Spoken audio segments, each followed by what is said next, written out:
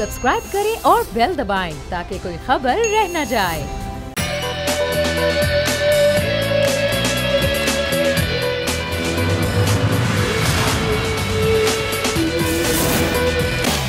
अस्सलामुअलैकुम। प्रोग्राम में मैं सुमैया रिजवान नाज़रीन आपको खुशामदीद कहती हूँ। मसाइल तो बहुत सारे ज़ाहिर सियासी मामलात भी हैं, डिस्कस करना ज़रूरी है। कराची में भी गंदगी के कचरे के मसाइल हैं, लेकिन मसला कश्मीर जिस पर आज मैं सबसे पहले बात करूँगी।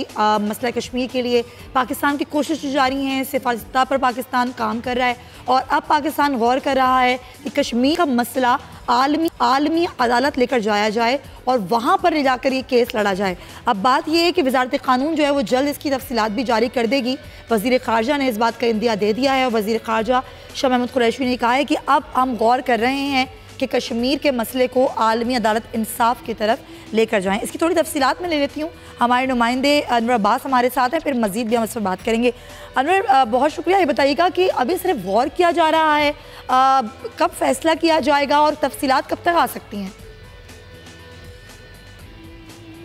हाउस में भी एक अहम इजलास हुआ जिसमें वज़ीर ख़ारजा शाह महमूद कुरैशी भी शरीक थे।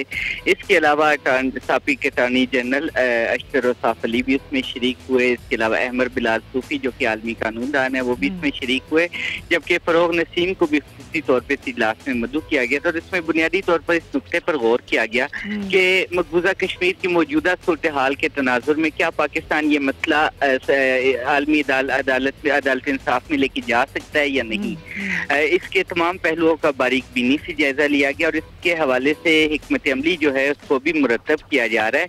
ताहम अभी ये फैसला होना बाकी है कि इस मसले को आलमी अदालत इंसाफ में ले जाया जाएगा, ले जाया जा सकता है या नहीं ले जाया जा सकता, क्योंकि आलमी अदालत इंसाफ के भी कुछ अपने पैरामीटर्स हैं और वहाँ पर एक किसी भी मसले को लाने के हवाले से भी एक बाकायदा तरीक़ाकार मौजूद है। लिहाजा इन तमाम पहलुओं पर गौर करके पाकिस्तान अभी अपनी हिकमत अमली को हतमी शक्ल दे रहा है, जिसके नताइज जो हैं हमें आने वाले दिनों में सामने आएंगे और हमें ये इल्म होगा कि आया पाकिस्तान आलमी अदालत इंसाफ में मसला कश्मीर को ले जा सकता है या नहीं। ताहम वज़ीर ख़ारजा ने गुज़िश्ता दिनों एक बयान में ये बात वाज़ेह की थी कि पाकिस्तान का कश्मीर पे एक असूली मौक़िफ़ है और हम इस मसले को आलमी अदालत इंसाफ समेत दीगर तमाम फोरम्स पर उठाना चाहते हैं और इसके हवाले से तमाम कानूनी पहलुओं का जायजा ले रहे हैं। अच्छा अनवर, आपने कहा कुछ पैरामीटर्स हैं आलमी अदालत इंसाफ के, उन पैरामीटर्स को देखा जाएगा। क्या आप मुझे बता सकते हैं कि वो क्या पैरामीटर्स हैं जिसके तहत इस केस को लेकर जाया जा सकता है आलमी अदालत इंसाफ में?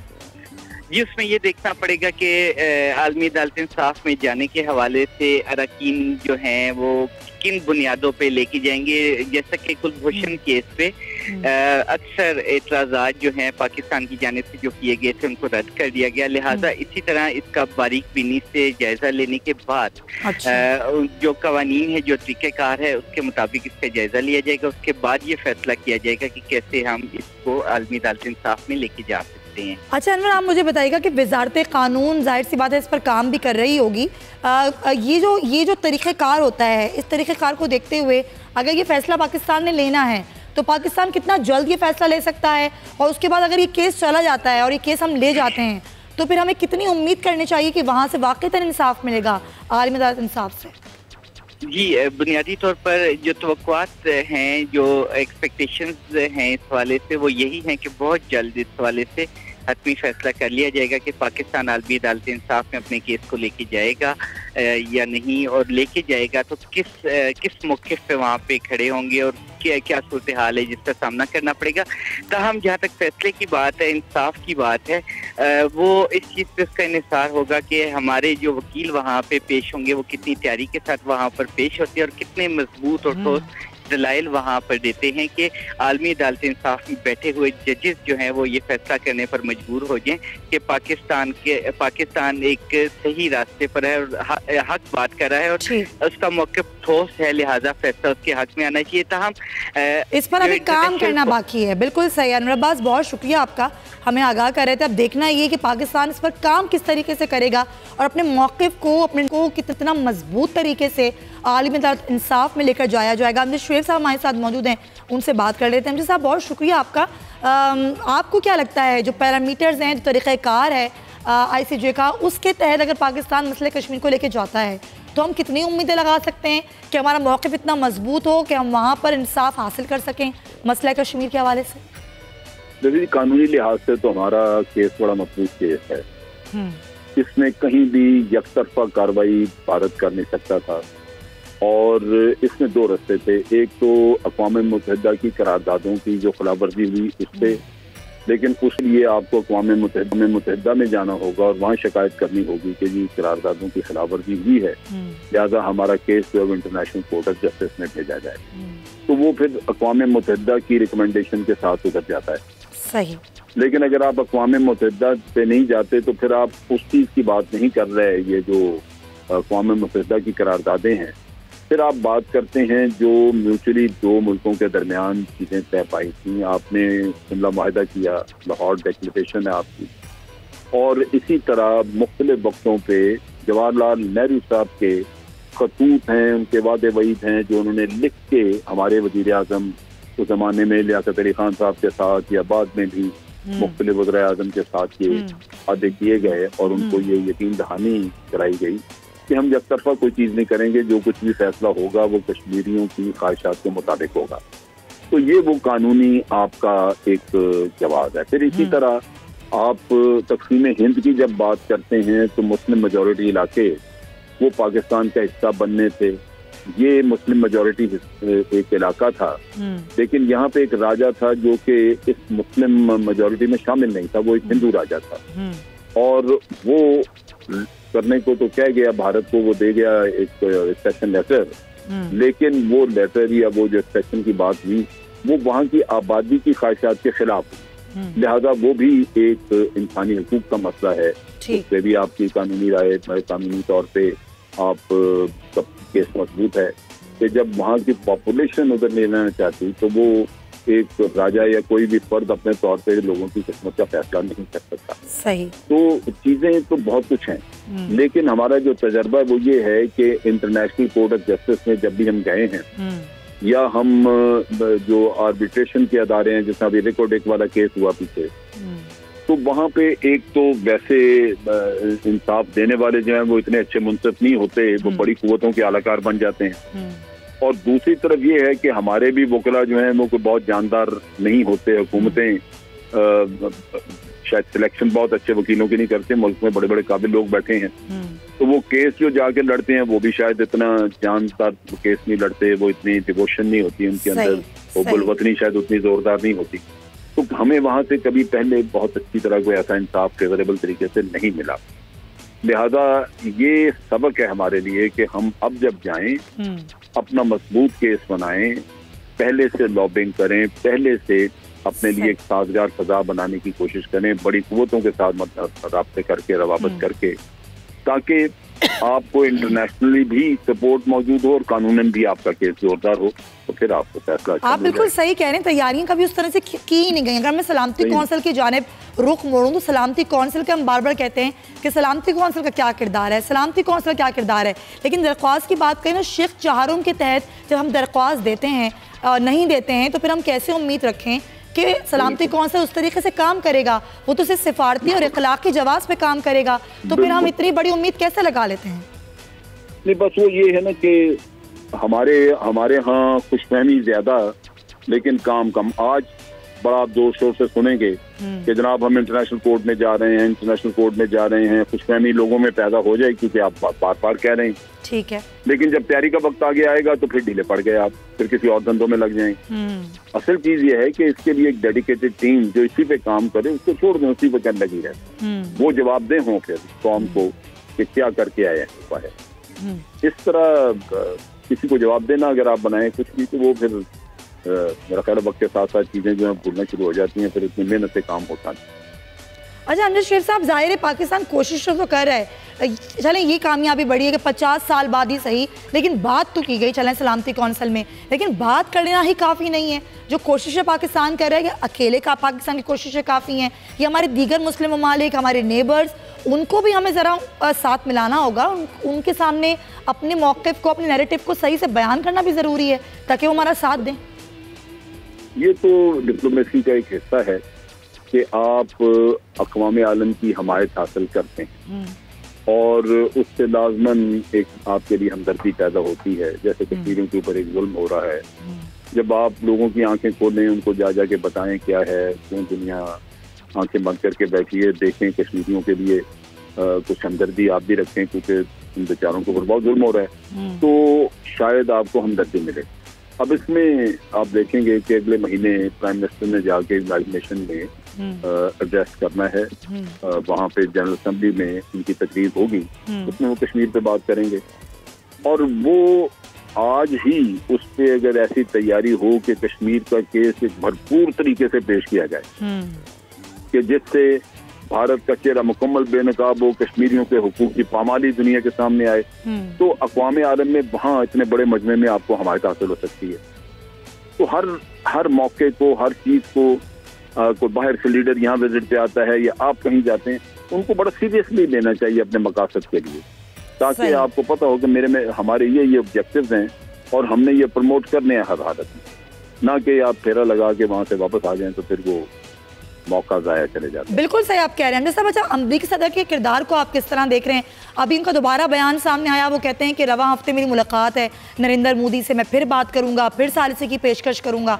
तो ये जो बयानात हैं, ये सिर्फ बयानात हैं या कुछ होगा आपको लगता है? अमरीका देखें, अमरीका को दिलचस्पी जो है वो यही है कि जंग ना हो, ये दोनों ऐसी कुव्वतें हैं और वो किसी तरह मामला जो है वो कंट्रोल में रहे।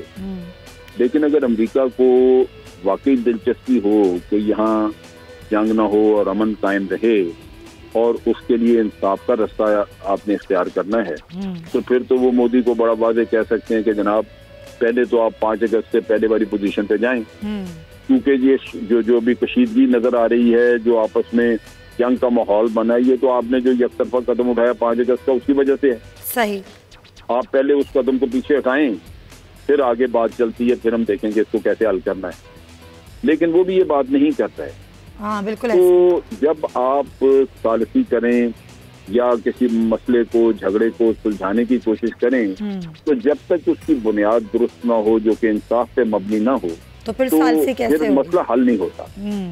आप वक्ती तौर पर उसको टाल देंगे, ठीक है कशीदगी कुछ कम हो गई, ये हो गया वो, लेकिन मसला जूं का तू रहा तो फिर कभी शुरू हो जाएगा ये। तो इस वजह से जरूरी ये है कि किसी का खुलूस पूरा हो, जो मुझे अमेरिका पे पूरा एतमाद नहीं, एक पुरखुलूस कोशिश हो जिसमें इंसाफ बुनियाद हो मसले को हल करने की और इंसानी हकूक बुनियाद हो मसले के हल करने की, तो फिर बिल्कुल यहाँ हर चीज़ हल हो सकती है। अच्छा ज़ाहिर, आप बिल्कुल दुरुस्त कह रहे हैं कि बात बुनियाद की है। बुनियाद पर कभी बात नहीं होती, या फिर कमज़ोरी कहीं हमारे अंदर ही है, हमारी हुकूमतों में है, हमारी लॉबिंग में है? नहीं, हमारी अपनी हैसियत और पोजीशन में भी है।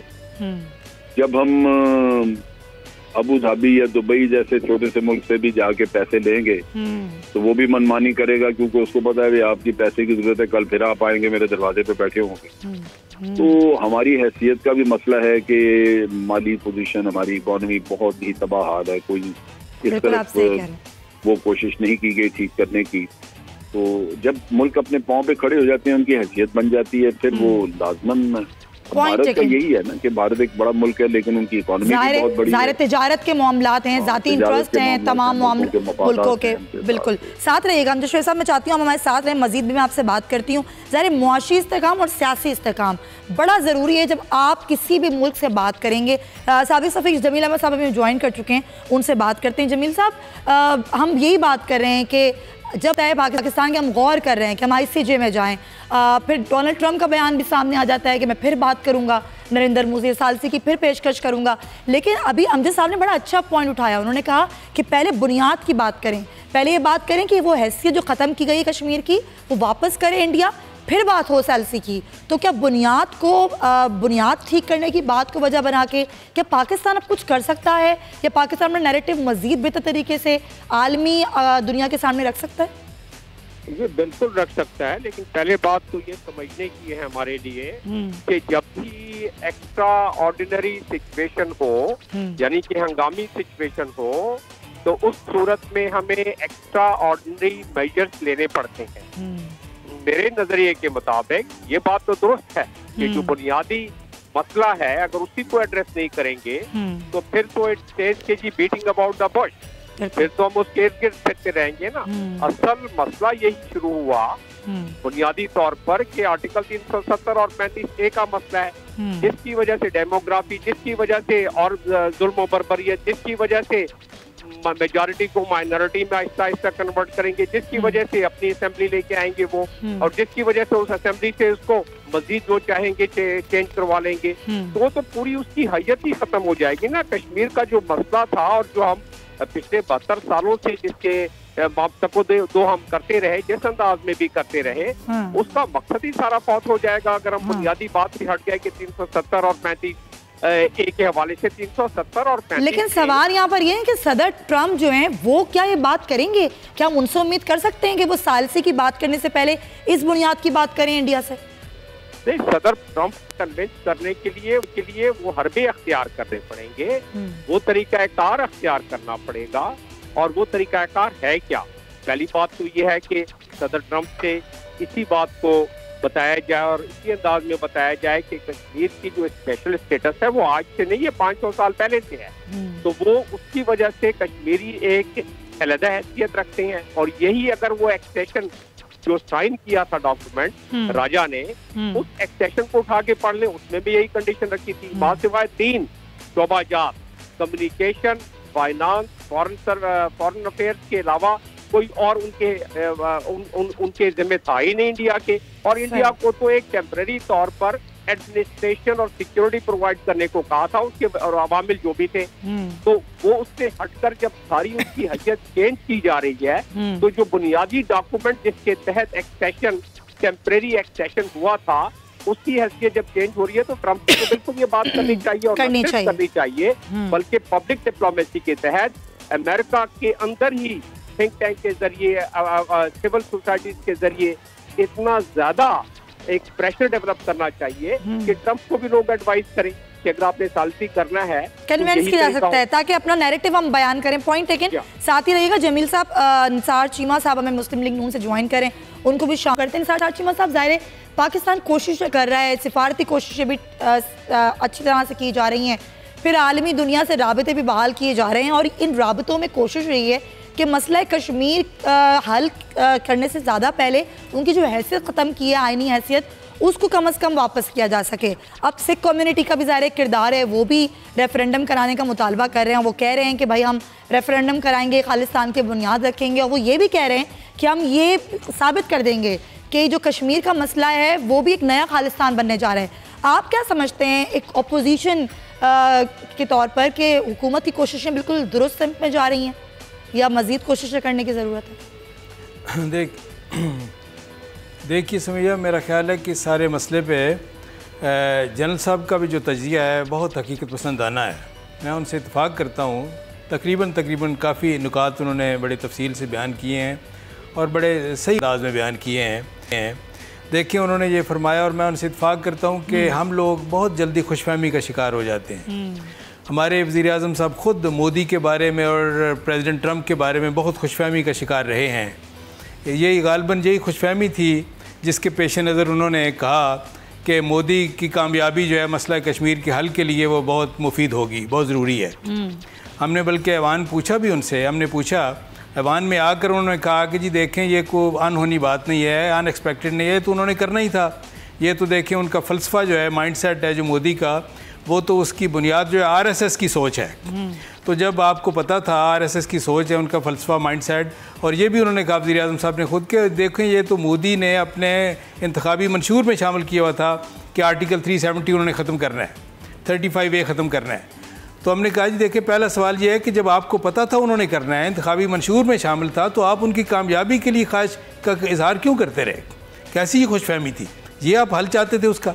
दूसरा ये था कि अगर आपको पता था कि ये उन्होंने इस तरह करना है, तो आपने उसको काउंटर करने के लिए बर वक्त कोई इकदाम क्यों नहीं किए? ये तनकीद बजा है आपकी, लेकिन साहब मुझे एक सवाल का जवाब दें। उनसे नहीं, मेरी तीन बार नून लीग ने हुकूमत की, आप लोगों ने कितनी कोशिशें करी इस दौरान कश्मीर के मसले पर? कहाँ नहीं, हमारे दौर में समैया, नहीं समैया, हमारे दौर में क्या 370 आर्टिकल जो था 370 खत्म हुआ? अगर आपके दौर में होता तो आप पर तनकीद होती, ये तो इंडिया ने सोचना था ना कि उसने कब खत्म करना है। देखें, नहीं हम जो मैं उनके लिए सियासत कर रहा हूँ वही अपने लिए सियासत करता हूँ। अगर हम होते तो हम भी ये करते। देखें, ये नहीं है कि आप इस तरह का शख्स जिसके बारे में आपको पता है कि भारतीय गुजरात के मुसलमानों का कातिल है, कश्मीर का कातिल है, अले कश्मीर का कातिल है, उसकी कामयाबी के लिए आप वो ख्वाहिश का इजहार कर रहे हैं और आप बर वक्त को काउंटर भी नहीं कर रहे। आप काउंटर करने के लिए इब्तदा कर रहे हैं 31 जुलाई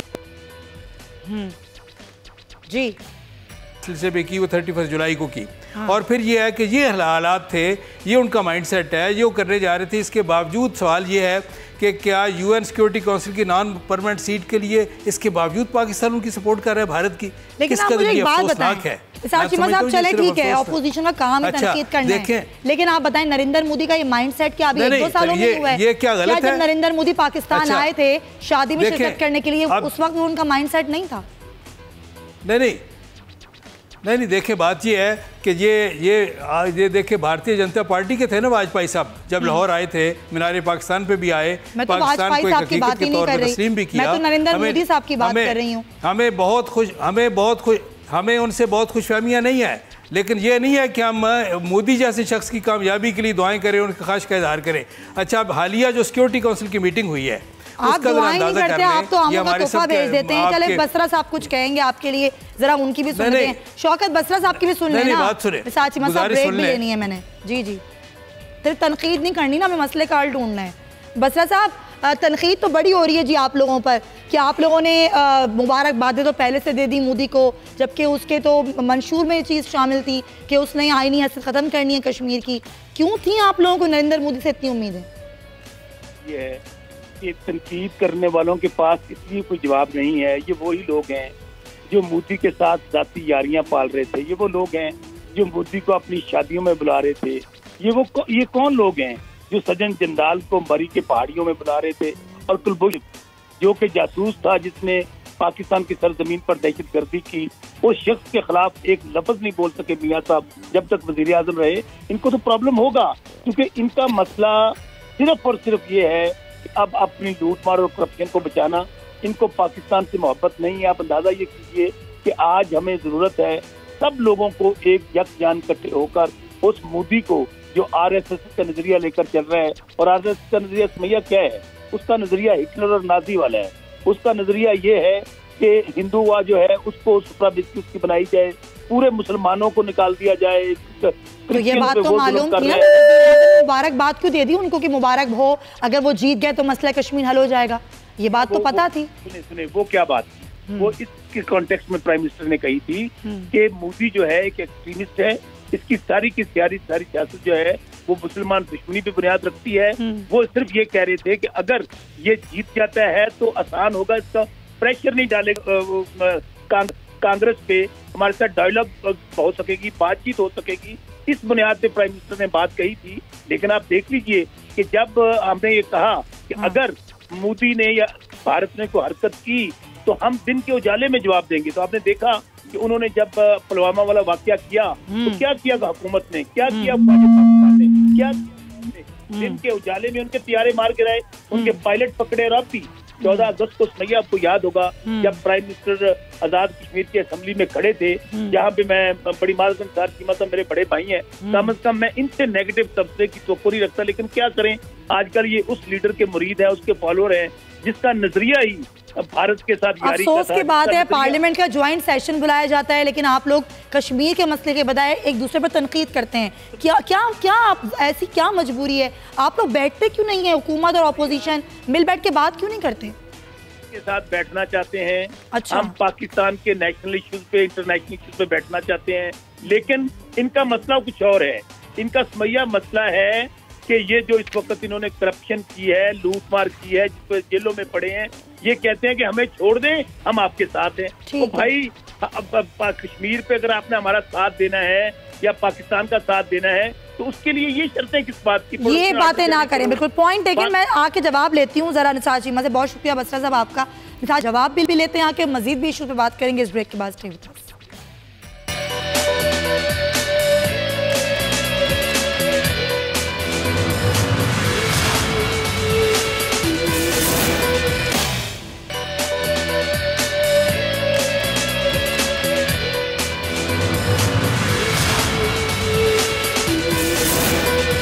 welcome back to show. Nisar Cheema sahab, मैं आपके लिए सवाल यही छोड़ के गई थी कि आखिर ये इतना आम मसला है, इस पर अपोजिशन हुकूमत मिलकर क्यों नहीं बैठती? तनकीद कब तक करते रहेंगे आप लोग दूसरे पर?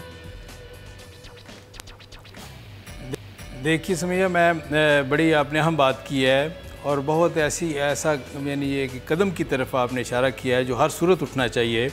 मैं लेकिन ये कि इससे पहले मैं ये गुजारिश करूँगा, ये शौकत बसर साहब हमारे दोस्त हैं, मेरी बड़ी ख्वाहिश है कि कभी तो ऐसा हो किसी प्रोग्राम में आके कुछ संजीदा बात करें। अच्छा। जब भी बात करेंगे अपोजिशन को गालियाँ देना और अपने मौजूदा लीडर जो है उसकी खुशामद, उसकी तारीफ़ें, उसको वली अल्लाह साबित करना है, उसके मुखालफिन को शैतान साबित करना है। मैं उनकी मजबूरी समझता हूँ कि उनके जब भी ये है कि वो किसी नई पार्टी में आते हैं तो ज़ाहिर है कि अब नई पार्टी और नए लीडर को वफादारी का यकीन भी दिलाना है और उसके लिए ज़रूरी है उसके मुखालफिन को चोर, डाकू और हर किस्म का मुजरम साबित किया जाए और अपने लीडर की खुशामद की जाए। लेकिन यह है कि कभी कभार जस्ट फॉर ए चेंज कभी कभार संजीदा गुफ्तगू भी होनी चाहिए, गाली गलोच से हटकर, झूठे इल्ज़ामात से हटकर। देखें, बात यह है कि आपने जो कौमी यकजहती की बात की, आपके सामने है कि पार्लियामेंट का जब जॉइंट सेशन हुआ है तो उस वक्त पूरी अपोजिशन ने इनकी हुकूमत के रवैये के बावजूद हमने कहा ये कौमी मसला है, इसको सियासत से हट के इससे बालातर होकर कौमी मफाद में हमें एक स्टैंड लेना चाहिए और पूरी दुनिया को, अहले कश्मीर को भी मैसेज जाना चाहिए कि पूरी कौम कश्मीरियों की पुष्ट पे खड़ी है। और हमने आगे बढ़कर हुकूमत के साथ तावन किया और मुतफिका करारदाद मंजूर हुई पार्लियामेंट के जॉइंट सेशन में, आपको याद है।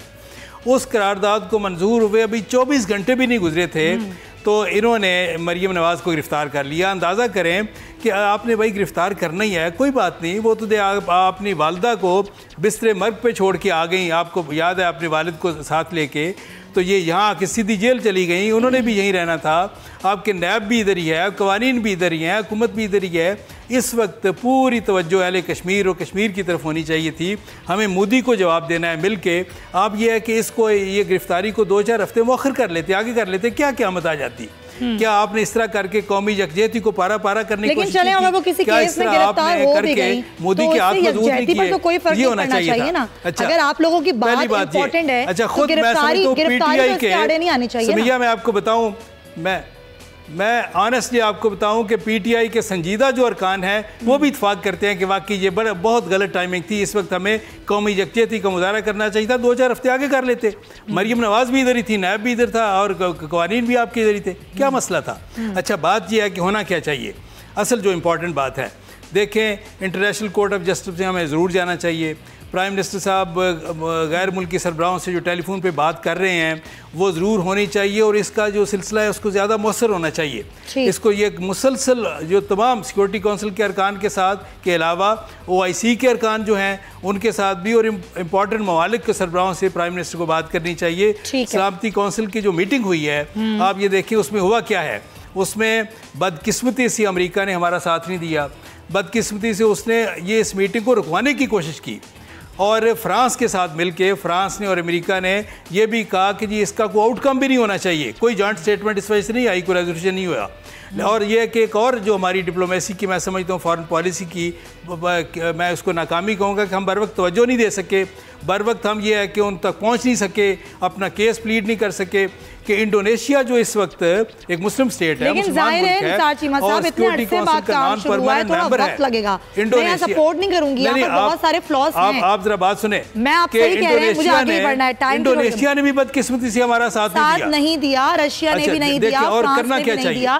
अभी हमें इस पर काम करने की जरूरत है। मैं सिर्फ 2-4 इकदाम तजावीज़ देना चाहता हूँ क्विकली। मैं समिया अगर आप इजाज़त दें 2-4 देखें, बात ये है, एक तो ये है कि यहाँ पे जितने गैर मुल्की सफ़ीर हैं उनकी फौरी तौर पे एक मीटिंग बुला के कश्मीर के मसले के बारे में एक भरपूर कॉम्प्रिहेंसिव ब्रीफिंग देनी चाहिए कि ये इसका बैकग्राउंड है, ये यूनाइटेड नेशन सिक्योरिटी काउंसिल की रेजोल्यूशन है, ये कमिटमेंट है इंडिया की और इसको इंडिया को हमें सबको प्रेशराइज करना चाहिए कि वो अपनी कमिटमेंट को ऑनर करे।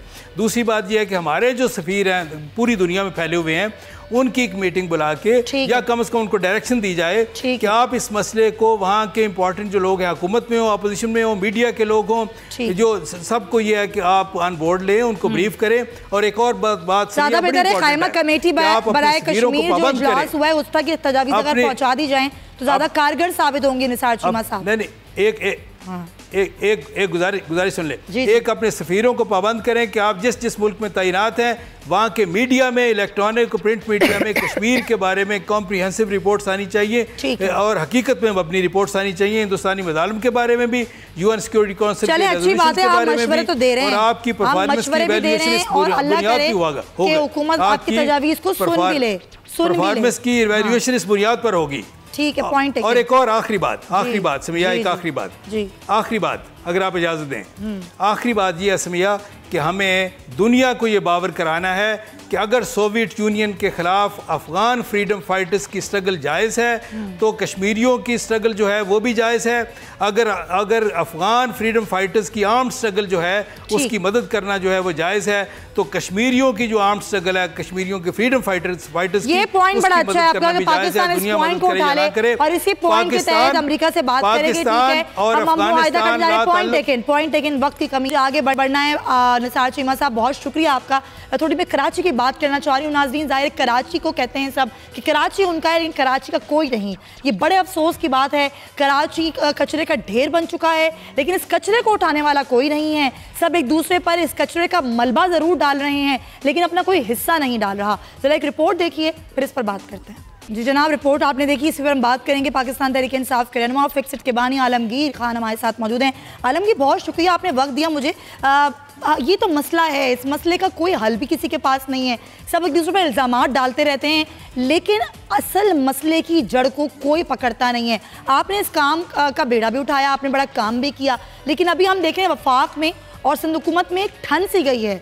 आपको क्या लगता है ये मसला कैसे हल होगा? देखिए, मसले का हल जो है वो इदारों को मजबूत करना है। ये सॉलिड वेस्ट मैनेजमेंट का इदारा जिसके पास 4 डिस्ट्रिक्ट हैं कराची के, उसकी जिम्मेदारी है कचरा उठाने की, और उन्होंने चाइनीज कंपनी को टेंडर दिया जो कि $15 से $17 ईच टन चार्ज करते हैं। और फिर जो 2 डिस्ट्रिक्ट हैं, डिस्ट्रिक्ट सेंट्रल और डिस्ट्रिक्ट औरंगी, वो DMC के पास है कचरे उठाने की जिम्मेदारी। सही। रही बात जो वफाक ने कैंपेन शुरू की, याद रहे कि ये कैंपेन है ये, और कराची किसी कैंपेन के डिपेंडेंट नहीं है कि कैंपेन से मसाइल हल होने हैं। ये हफ्ता रोजा, महीना सफाई या 6 महीना सफाई, इससे मसाइल हल नहीं होने। मुस्तकिल अमल है सफाई, रेगुलर डेली बेसिस का अमल है। तो अब जो सॉलिड वेस्ट मैनेजमेंट है, जो इनकी नाकामी रही वो ये रही कि सबसे पहले तो इन्होंने कचरा कुंडियां ओपन जगहों पर खुद से बना दी गई। रेजिडेंशियल एरियाज में, खाली प्लॉट्स में या प्ले ग्राउंड्स में इन्होंने खुद से बना दी, ना कोई 4 दीवारी, ना कोई उसको कवर किया इन्होंने। स्कूल्स के बाहर बना दी इन्होंने और डिक्लेयर कर दिया कि ये कचरा कुंडी है, डंपिंग पॉइंट्स है। और दूसरा ये कि ये डोर टू डोर कलेक्शन इन्होंने पिछले 2 साल में नहीं शुरू किया, जो कि कॉन्ट्रैक्ट का हिस्सा था।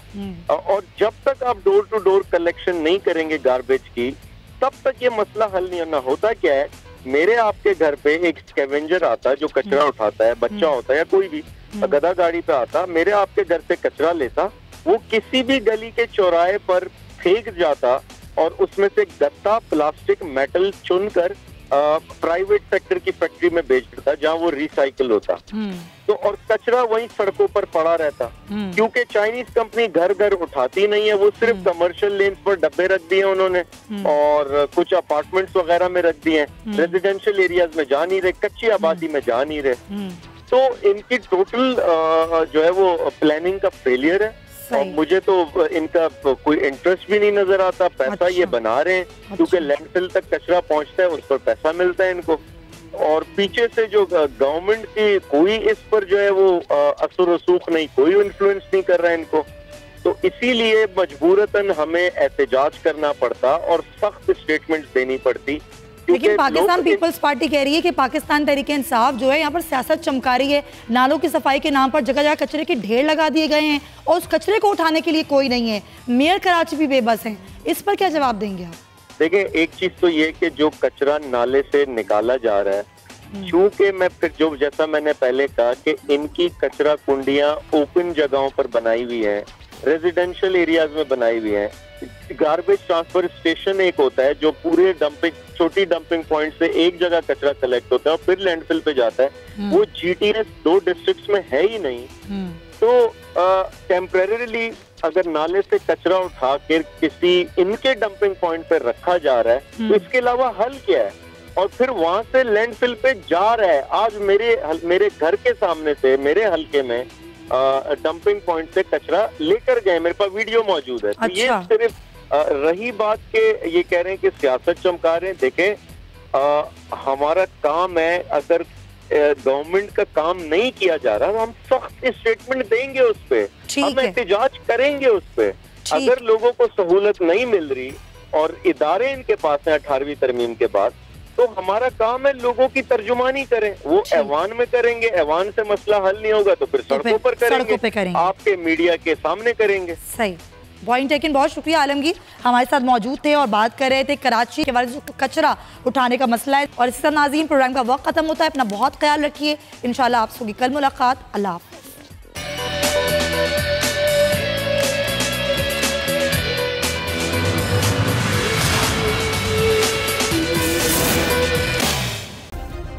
सब्सक्राइब करें और बेल दबाएं ताकि कोई खबर रह न जाए।